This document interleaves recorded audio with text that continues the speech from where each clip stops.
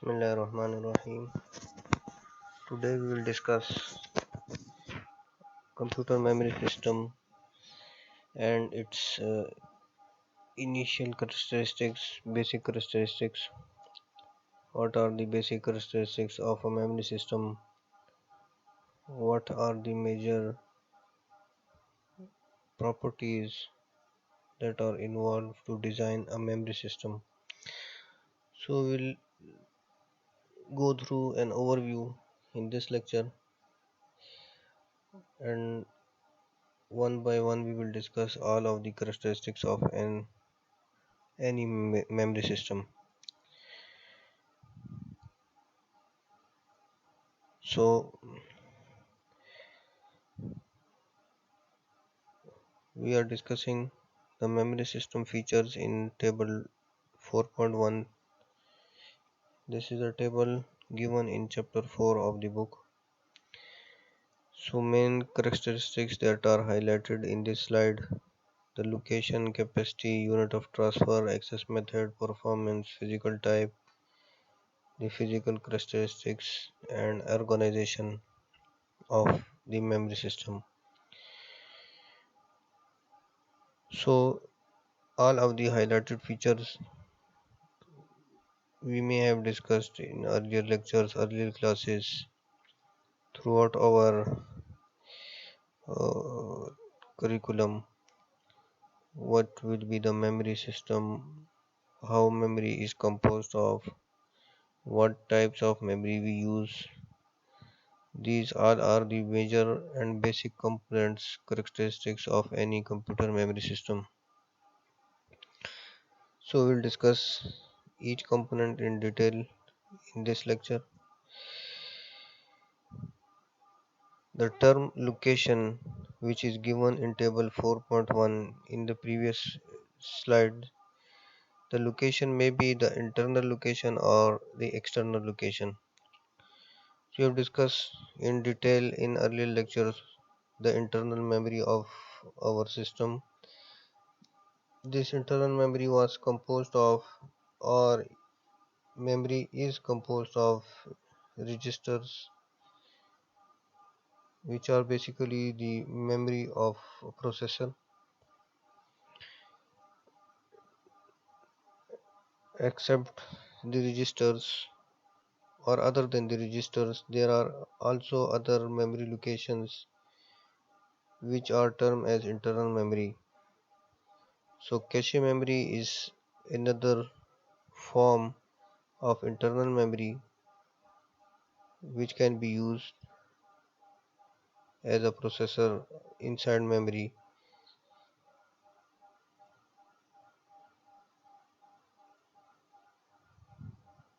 And the external memory, it may be consist of, and it is composed of different peripheral storage devices, which we may called magnetic disk, tapes in the earlier stage of the computer, and the other external memory storage devices such as flash drive. So these are all the types of external memory. So the major thing in a memory is its capacity. How much capacity which can be used inside a system for an internal memory or outside system as an external memory. So this capacity may be in term of bytes or words, that may be of length 8, 16 and 32 bits, and the external memory, it's typically expressed or generally expressed in term of bits, in term of bytes. So the concept behind the memory system, or the concept behind the internal memory, is the unit of transfer. How is data being transferred inside the memory, inside the internal memory or within the registers, from register to register, from memory to register. So that is the basic concept of unit of transfer. So it depends on the system how much of data it can send. So it may be equal to the word length, and often it is larger than the size of the word. So it may be 64 or 128 or 256 bits. So three related concepts that can be discussed for internal memory. That will be the clarification of this point, that how this word is longer or larger than the word length.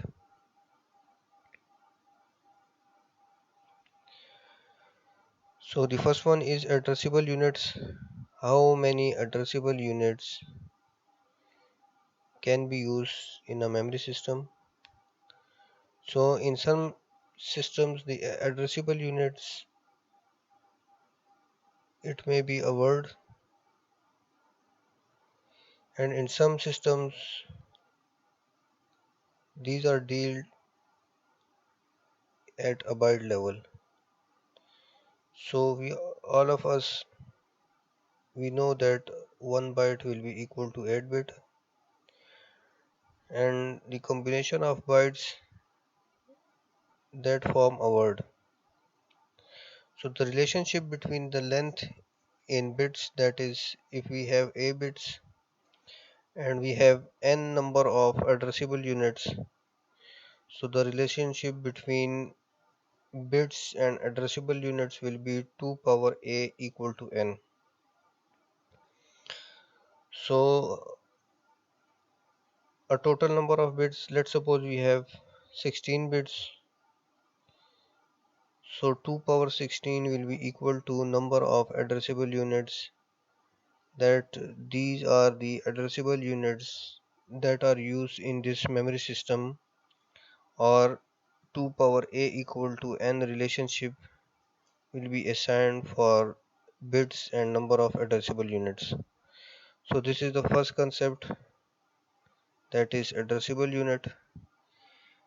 The second concept, or the second explanation of our previous slide number 7, is that unit of transfer. So for the main memory, the bits that are used to read in or read out at a single time or in a cycle time, that is the unit of transfer. This unit of transfer may be the collection of bits that are being transferred in a cycle time. So this cycle time may vary from system to system, from processor to processor, or from uh, architecture to architecture, it may vary. So for the main memory, these are the number of bits which are used in any read write operation, in any data movement operation, or in any data sending or receiving process. So for an external memory, we all know that the external memory length of the external memory or size of the external memory is quite large than the internal memory. So data, it is often transferred in larger units than a word. We can say that number of bytes, they are group of bytes, they are combined to form a word, and group of words, they are formed or they are combined to form blocks. So data is being transferred in the form of blocks in an external memory. So this is the unit of transfer, that how much data, how much blocks of data that can be sent in a cycle time, that's mainly referred to unit of transfer.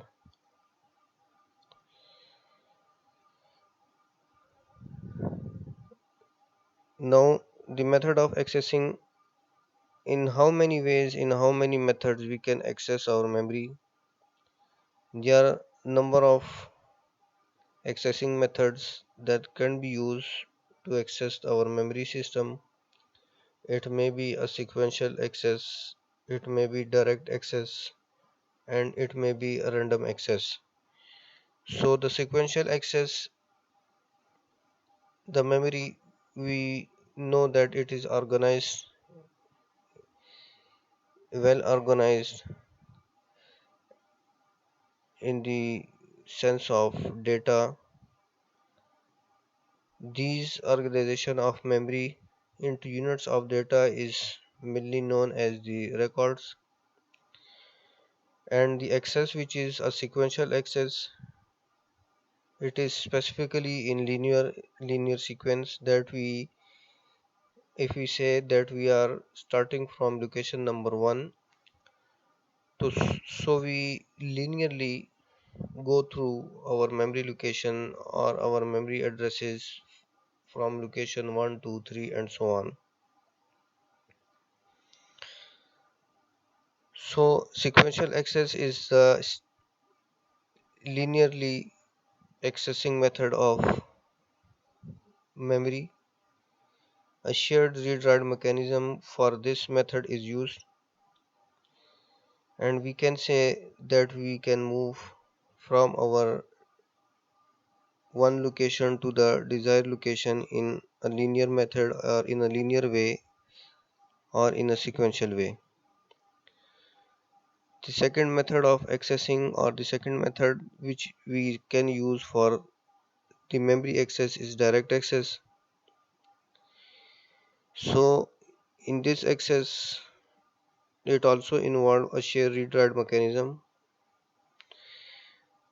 but apart from the sequential access method, the direct access has a unique address which is based on physical location. The individual blocks or the records of memory, they have a unique address which is based on their physical location. So we can access our memory directly. uh, we want to access a memory location that is, let's suppose, 10th memory location. So we can go directly using this method, we can access the memory directly. So the difference between sequential access and direct access is that sequential access, the memory access will be from the first memory location, and from first memory location we will move onward to the next memory locations. In the direct memory access, we can move directly to a specific or the required memory location, and memory can be accessed directly, through which the system can be accessed or a memory location can be accessed directly. So the third method, that is the random access method, each memory location or any memory location or a specific memory location can be accessed randomly. We can move from one memory location to the other memory location in a random fashion. So the time which can be used to access a given location will be independent of the sequence. Like sequential access, the sequence will be followed in a linear fashion, but the random access, it is independent of the sequence. We can move along the memory location randomly from one memory location to the, let's suppose, fourth memory location or to the eighth memory location and so on. So these are the three methods of accessing random memory, accessing the memory location. One is sequential access, the second one is direct access, and the third one is random access. So random access memory can be used in main memory and some cache systems. This method of accessing memory can be applied to main memory or cache memory. So the other method of accessing is associative method. So this is a unique type of memory access in which the access is made from one memory to the other memory, and it is based on the retrieval of the word, some portion or the content of the word that is used to access the memory,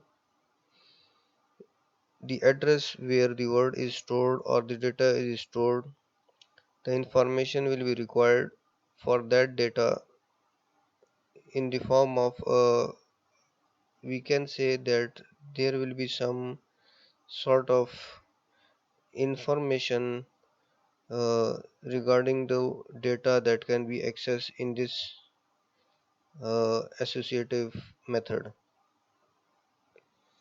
So each location will have its own addressing mechanism, and the retrieval time will be constant, and it will be independent of location.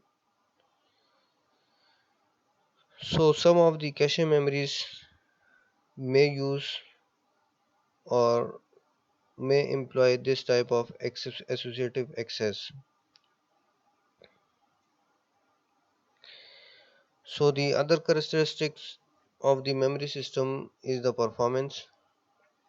The performance is based on some factors that are used to evaluate the system memory or the characteristics of memory. So different factors will be discussed in performance. The first one is access time, which mainly is termed as latency. So latency or access time is the time which will be taken to perform a read-write operation. What is a read-write operation? Read-write operation can be explained that a system it wants to send data to the other memory location or other device which we may term as an output device. That will be a read operation. The read operation is system want to read data from device inside the memory, and write operation is that system want to send data from inside the system to the output device connected with the system. So the time required to perform this read write operation will be access time or latency.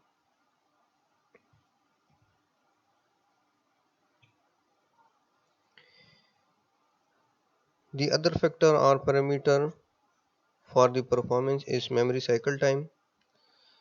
The difference between latency and memory cycle time is that memory cycle time will have an additional time that will be required for a second access, or we can say that if we have performed a read write operation, a read or a write operation, and we want to continue or we want to uh, use a second read or write operation. So from one read operation to the second read operation, or from one access memory access to the second memory access, the time required or the time taken will be memory cycle time. So this additional time which will be required uh, for a system to gather data or to put data on the data lines or to put a signal control signal on a control line, uh, this time will be used as a memory cycle time. Also, the memory cycle time is concerned with the system, not the processor. We can explain or we can define this at the overall time which is required by the system to perform a complete operation, a complete read write operation, which may have a multiple number of read operations or multiple number of write operations. So this is the second factor that will be used to evaluate the performance. The third one is transfer rate. Transfer rate is the rate at which data can be transferred inside the system or from outside of the memory unit. It means that we are sending data or we are transferring data from the system to the external memory or outside the memory, or we are receiving data from outside the memory into the system or into the computer. So the relationship which will be followed for transfer rate will be Tn equal to Ta plus n divided by R. So Tn will be the average time to read or write n bits. Ta will be the average access time. N will be the number of bits and R will be the transfer rate in bits per second. So these four factors will be used in transfer rate if we are sending data from or to the memory unit. So till now we have discussed different characteristics of a memory system. The main overview of our lecture is the memory hierarchy. We all know that there is a relationship between the capacity, the cost, and the access time of the memory. We know that if the access time is fast, the cost per bit will be greater. If the capacity is get greater, the cost per bit will be smaller.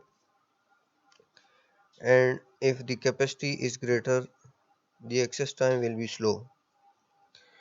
So for a fast access time, there will be expensive memory. If the memory capacity is high or large, the cost of the memory will be low, and if the capacity is high, the access time will be slow. So the hierarchy which is followed for the designing of a memory system is organized in such a fashion that the designer they need expensive, relatively a low memory with short access time. So this depends upon the situation, requirement, or the system overall performance that is used for the designing of a memory system. So in figure that will be shown in the next slide, that if we move downward from top to down, we see that the cost per bit will be decreasing, the capacity will be increasing, the access time will also be increasing, and the frequency of access memory will be decreasing. So if we look at the figure, we see that at the top of this hierarchy there are memory locations which are namely termed as registers at the top of the memory. After register there is a cache memory, and then there is main memory. These all three memories are listed as internal or inboard memory. So the register, it is the memory of a very low, we can say, space capacity, but its response time, or we can say that the access time is nearly much better than the other memory locations. Similarly, if we move from top to bottom, these are memory locations will followed by point A, B, C, and D. So the smaller memory, that is the register memory or the cache memory, it will be more expensive, it will be faster as compared to the larger memory, they will be cheaper and slower. So the memory hierarchy that is followed by the designing of the memory system, it may be followed by the inboard memory at the top of this pyramid. The outboard storage will be in between the inboard and the offline or external memory. And at the third level, we can say that there will be offline storage that are in the form of magnetic tapes, or we can say that nowadays we are using the flash drives. So it is the overview of memory hierarchy in terms of capacity, cost, access time. All the factors are involved to discuss this memory hierarchy. So we have discussed different characteristics of our memory system. We have discussed different features of our memory system. What will be the basic features of a memory system that will be used to design a memory?